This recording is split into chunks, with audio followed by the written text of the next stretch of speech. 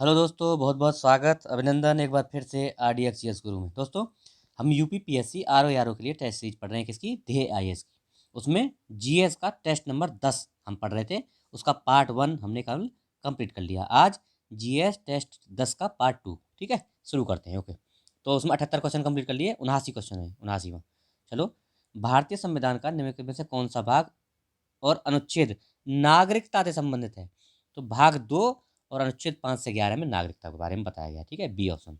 अगला देखो, सूरत विभाजन के पश्चात उदारवादी विचारों को जनता तक पहुंचाने के लिए किस एक पत्र पत्रिका की स्थापना की गई थी? तो ये कौन सी थी? 80 में हो जाएगा। बताओ, आप लोग कमेंट बॉक्स में कमेंट किया करो। बी है कौन? बॉम्बे क्रॉनिकल। तो क्वेश्चन नंबर 80 का आंसर होगा क्या? B, Bombay Chronicle. चलो 81 देखते हैं। अभीष्ट राष्ट्रीय निर्धारित अंशदान पद संबंधित है किससे? है बताना है आपको। तो 81 में किससे? जलवायु परिवर्तन पर विश्व के देशों द्वारा बनाई गई कार्य योजना से। डी ऑप्शन सही है।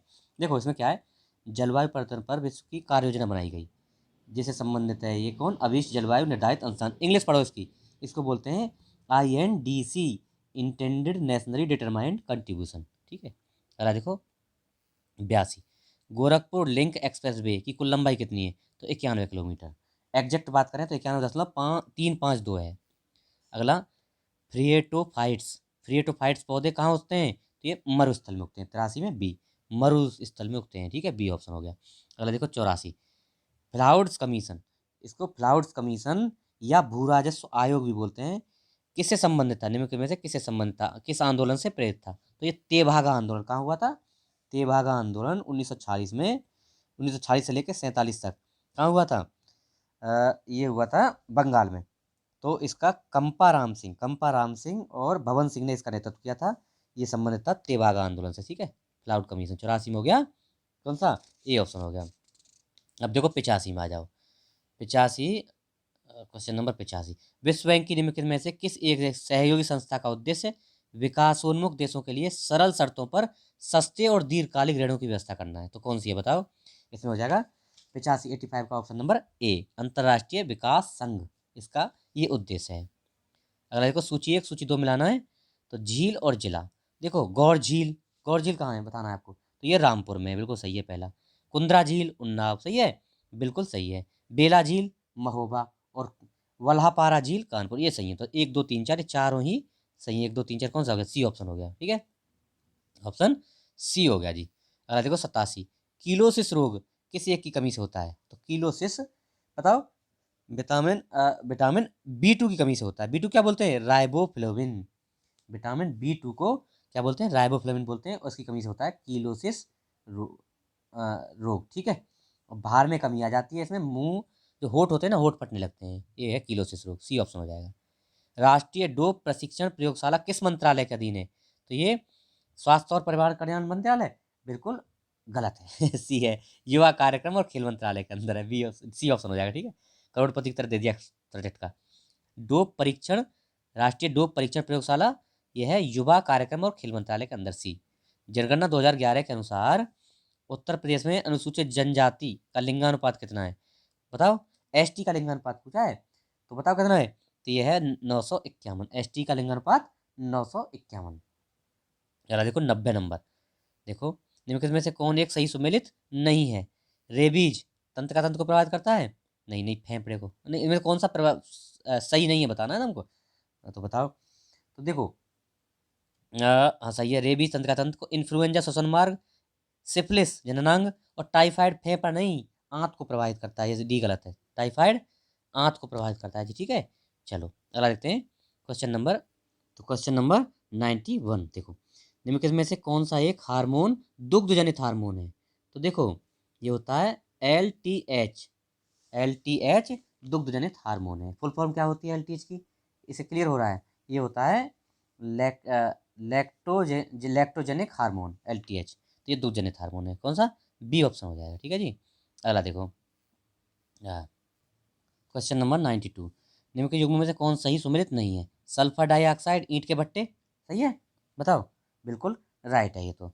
नाइट्रस ऑक्साइड जलमग्न धान के खेत, carbon dioxide thermal power station, और ये जो है क्लोरोफ्लोरोकार्बन ये ऑटोमोबाइल, ये जो है ना ये नहीं है, ये क्लोरोफ्लोरोन नहीं, कार्बन मोनोऑक्साइड निकलती है इससे, तो डी ऑप्शन गलत है। हाइग्रोमीटर की सहायता से किस प्रकार की आर्द्रता, तो ये सापेक्ष या सापेक्षिक आर्द्रता है ना, रिलेटिव ह्यूमिडिटी मापी जाती है ना, ए ऑप्शन हो जाएगा। अगला देखो, उत्तर प्रदेश सरकार द्वारा चलाई जा रही एक जिला एक उत्पाद योजना के संदर्भ में विशेष विशेष के चिन्हांकन करें, है ना। इसमें क्या फायदे हैं, तो विकास संभाव्यता है, रोजगार सृजनशीलता है, विपणन सामर्थ्य है, ये सभी हैं। ऑप्शन क्या हो जाएगा, डी ऑप्शन हो जाएगा, ठीक है जी। अगला दो, फर्माफ्रॉस्ट क्षेत्र क्या है, देखो, सतह जो कम से कम 2 साल या उससे अधिक समय तक पूरी तरह से जमी रहे, ऐसी सतह जो 2 साल या उससे अधिक समय तक पूरी तरह से जमी रहे, उसको फर्माफ्रॉस्ट कहते हैं। क्या बोलेंगे उसको, फर्माफ्रॉस्ट करेंगे। कौन सा हो गया, ऑप्शन हो गया डी। अगला देखो, 95 हो गया, 96 में आ जाओ। Option question number 96, 96। निम्न के युग्मों में से कौन सा एक सही सुमेलित नहीं है, वन्यजीव विहार और जिला। देखो, रानीपुर चित्रकूट में, बताओ, रानीपुर चित्रकूट में सही है। कछुआ वाराणसी में, महावीर स्वामी सोनभद्र में, ये किशनपुर लखीमपुर की में नहीं भैया, ये महावीर स्वामी ललितपुर में है। सॉरी, इस ये डी नहीं, डी नहीं, एक मिनट, ये सी गलत है। महावीर स्वामी सोनभद्र में नहीं है, ये है ललितपुर में, महावीर स्वामी ललितपुर में है, ठीक है, इसलिए सी गलत है। अगला आओ 97, कुछ पंचवर्षीय योजनाओं में गाडगिल मुखर्जी फॉर्मूला का इस्तेमाल किया गया था। गाडगिल मुखर्जी फॉर्मूला भारत में किस में किया गया था, मतलब इसमें से बताना है ना। तो केंद्र से राज्यों को वित्तीय सहायता आवंटित करना, मतलब केंद्र राज्यों को वित्तीय सहायता आवंटित करेगा, उसके लिए गाडगिल फॉर्मूला का यूज किया गया था, बी ऑप्शन हो जाएगा। कैमरा तथा दूरबीन के लेंस बनाने में निम्नलिखित में से किस प्रकार के कांच का प्रयोग, तो कैमरा और दूरबीन के लिए ये क्लिंट कांच का प्रयोग। देखो अभी, क्रुक्स कांच धूप के चश्मों के लिए, क्रुक्स कांच धूप के चश्मे, और पायरेक्स कांच प्रयोगशाला में उपकरण के लिए या फार्मास्यूटिकल में यूज होता है पायरेक्स कांच का। और क्लिंट कांच हो गया हमारा ये दूरबीन के या कैमरे के लेंस बनाने के लिए। और क्राउन कांच चश्मे के लेंस, डी है ना, सी ऑप्शन हो जाएगा। सूची 1 सूची 2 मिलाना है। अच्छा, सूची 1 और सूची 2 में सबसे उच्च गलनांक वाली धातु क्या है, तो ये टंगस्टन है, 2 हो जाएगा, ठीक है जी, क्या 2 हो जाएगा। अगला देखो, सबसे विषैली धातु क्या होती है, ये होती है प्लूटोनियम, है ना, क्या होती है बताओ, 99 है ना। हाँ, तो सबसे विषैली धातु प्लूटोनियम होती है, 1 हो जाएगा। न्यूनतम घनत्व हाइड्रोजन का होता है, और ठोस वाष्पशील धातु ये क्या होती है, आयोडीन। तो 2 1 4 3, 2 1 4 3 है कहीं, 2 1 4 3 ये है, सी ऑप्शन। चलो अगला आ जाओ 100 में, tax inspectors without borders, tax inspectors without borders नामक पहल संबंधित है किसकी है, मोस्ट इंपोर्टेंट क्वेश्चन है, किसकी है बताओ, तो ये है संयुक्त राष्ट्र विकास कार्यक्रम, UNDP, United Nation Development Programme की है, tax inspectors without borders, A option. पहला देखो, बी शिवरामन समिति का संबंध निम्नलिखित में से किसकी स्थापना के लिए है, तो ये नाबार्ड की स्थापना, 101 में ए, नाबार्ड की स्थापना कब, 1982 में बी शिवरामन समिति की सिफारिश पर हुई। निम्नलिखित युग्मों में से कौन सा एक सही सुमेलित नहीं है, नगर या कस्बा और नदी, अब बताना है आपको। तो विठूर गंगा नदी के किनारे सही है, बिल्कुल सही है। प्रतापगढ़ सई नदी के किनारे सही है। कौशाम्बी यमुना नदी के किनारे है, बिल्कुल राइट है। और भैया जौनपुर राप्ती के है, नहीं, जौनपुर गोमती के किनारे है, ये डी गलत है। जौनपुर राप्ती नहीं, ये गोमती के किनारे, जौनपुर गोमती के किनारे, ठीक है जी। तो ये हमारा ऑप्शन डी गलत हो जाएगा। अब आ जाओ 103 में, 103 में आओ। चलो जी, 103 क्या बोला, विभिन्न जैव रासायनिक तत्वों जैसे ग्लूकोज, यूरिया, कोलेस्ट्रॉल इत्यादि की जांच की जाती है, तो किससे जांच की जाती है बताओ, ये ऑटो एनालाइजर से। तो क्या होगा, बी ऑप्शन होगा, है ना। कौन सा, 103 में बी ऑप्शन हो जाएगा, ठीक है, auto analyser. Glucose, urea, cholesterol कितना है शरीर में, सबकी जांच इससे ऑटो एनालाइजर से होती है, ठीक है जी, ध्यान रखना है इसको। तो question number 104, Centre for Sugar Cane Biotechnology कहाँ पे है ये, शुगर केन संबंधित, तो ये है शाहजहांपुर में, Centre for Sugar Cane Biotechnology Shahjahanpur में। अगला देखते हैं अब 105। अच्छा, ये पी का मतलब प्लस है, आर का मतलब मल्टीप्लाई है, ऐसे है ना, एस का माइनस है और टी का भाग है, तो ये चेंज करना है। तो इनको चेंज करेंगे, तो देखो पी रख दो ना इसकी जगह, तो भाई रख दो।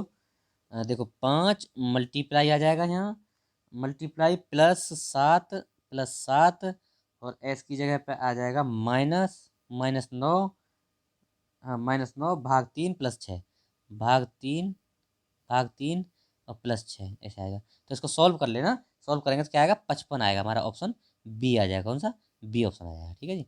106 नंबर क्वेश्चन अभी शुरू करेंगे। ठीक है, क्वेश्चन नंबर 106। चलो, तो एक कक्षा में शैलेश का ऊपर से 7वां स्थान है। देखो, ऊपर से 7वां स्थान हो गया, और अनुपम नीचे से 18वां। अनुपम यहाँ है 18वें स्थान पे। अनुपम, अनुपम और ये शैलेश है। अच्छा ठीक है।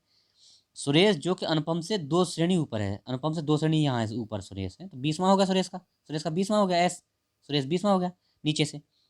शैलेश से 15 श्रेणी नीचे है, इससे शैलेश से 15 श्रेणी नीचे है।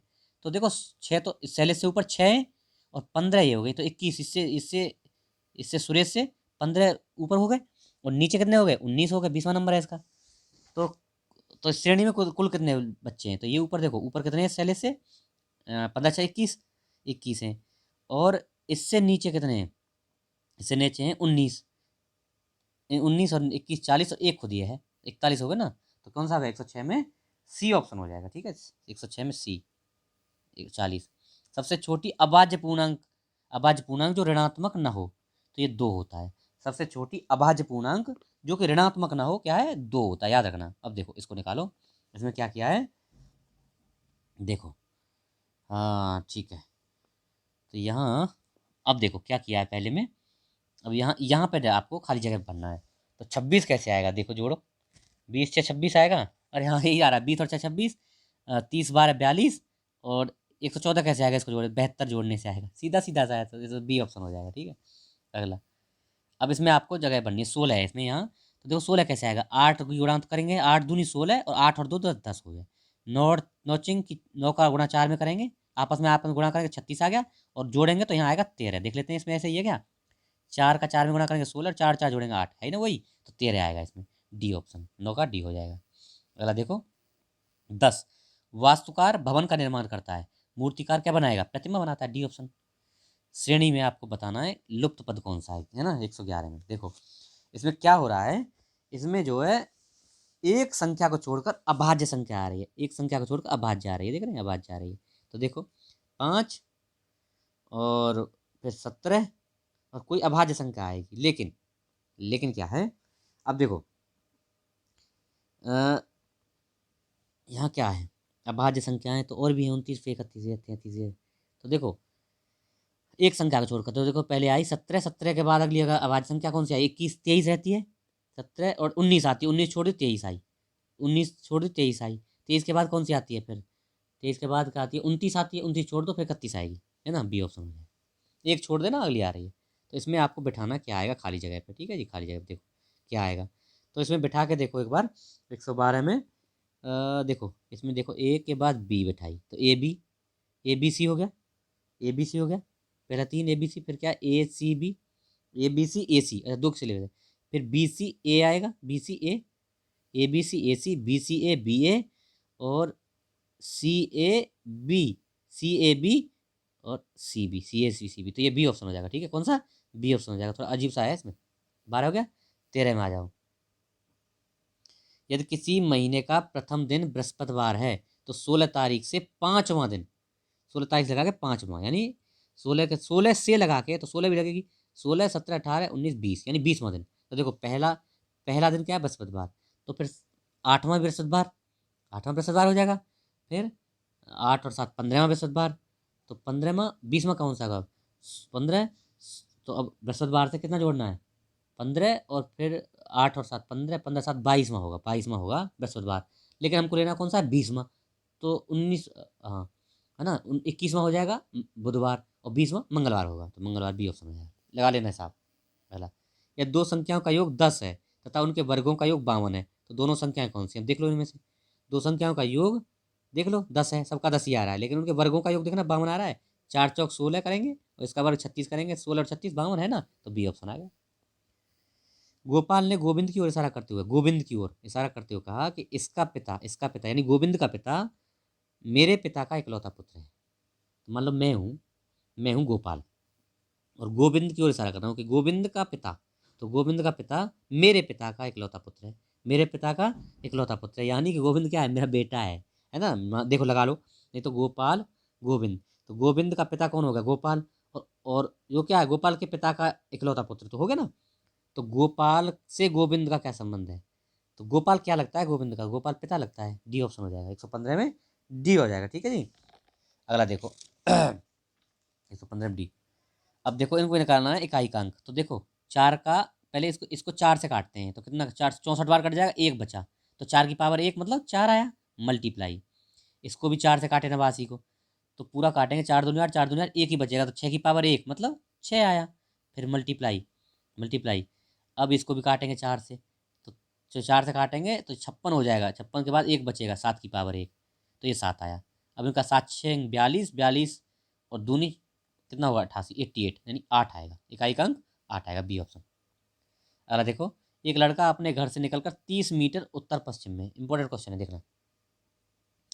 देखो घर से निकला उत्तर पश्चिम में, तो नॉर्थ है यहाँ, यहाँ साउथ है, यहाँ ईस्ट है और यहाँ वेस्ट। अब देखो एक लड़का अपने घर से निकलकर 30 मीटर उत्तर पश्चिम में, तो उत्तर पश्चिम क्या पड़ेगा?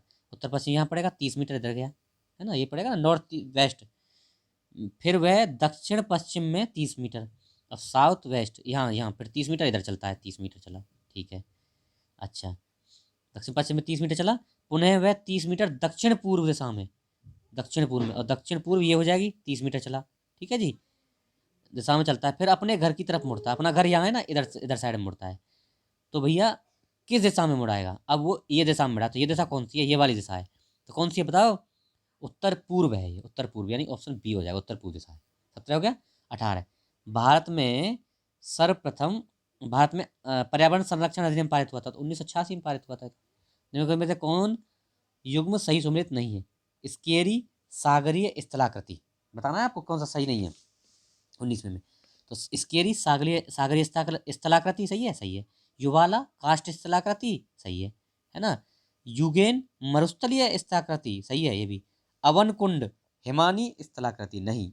अब अवन अवनमन कुंड, अवनमन कुंड ये क्या है? नदी अपने मार्ग में बनाती है, नदी द्वारा गहरा जो गर्त किया जाता है ना, उसको बोलते हैं अवनमन कुंड। तो ये डी ऑप्शन गलत है 19 में। अब आ जाओ ऑप्शन 20, क्वेश्चन नंबर 20, निम्नलिखित में से किस एक ने निर्दलीय स्वतंत्र उम्मीदवार के रूप में भारत के राष्ट्रपति का पद चुनाव जीता था? मतलब भारत के राष्ट्रपति बने थे निर्दलीय रूप से, तो कौन थे बताओ? 120 में हो जाएंगे बीबी गिरी साहब भारत के निर्दलीय राष्ट्रपति बने थे। और निर्विरोध राष्ट्रपति, निर्दलीय चुनाव लड़ा था बीबी गिरी साहब ने और जीत गए थे। अच्छा, निर्विरोध राष्ट्रपति बने थे कौन? संजीव रेड्डी, डॉक्टर संजीव रेड्डी साहब निर्विरोध बने थे, याद रखना दोनों के बारे में। अक्टूबर 2023 में चौथे विश्व संस्कृति महोत्सव 2023 का आयोजन कहाँ हो रहा है बताओ? तो ये है 21, कहाँ पे? ये वाशिंगटन डीसी में हो रहा है। अगला, अक्टूबर 2023 में डीआरडीओ द्वारा निर्मित किस एंटी टैंक माइंस को भारतीय सेना में सम्मिलित किया गया है? तो कौन सी है? यह है विभव, ऑप्शन ए, 22 में ए, विभव। अगला देखो, अक्टूबर 2023 में अर्थशास्त्री क्लाउडिया गोल्डन, इंपॉर्टेंट है, क्लाउडिया गोल्डन को अर्थशास्त्र का नोबेल पुरस्कार दिया गया है। कहाँ की है ये? यूएसए की महिला है, यूएसए की लेडी है क्लाउडिया गोल्डन। और ये महिलाओं में श्रम बाजार के परिणामों पर समझ विकसित करने के लिए इनको ये सम्मान दिया गया है। 23 हो गया। अब आ जाओ 24 में। 24 में सितंबर 2023 में सिम्बेक्स 2023 नामक द्विवार्षिक सैन्य अभ्यास हुआ, नौसैन्य अभ्यास। तो ये किस किस देश के बीच होता है? भारत और सिम्बेक्स होता है सिंगापुर के बीच। 24 में डी होगा, भारत और सिंगापुर। 25 आओ, किस देश को पराजित करके भारत पुरुष हॉकी 5S एशिया कप 2023 का खिताब जीता? किसको हराया? तो 25 में बोलेंगे, ये हराया भैया पाकिस्तान को हरा के हमने ये कारनामा किया है, पाकिस्तान को हराया, ठीक है।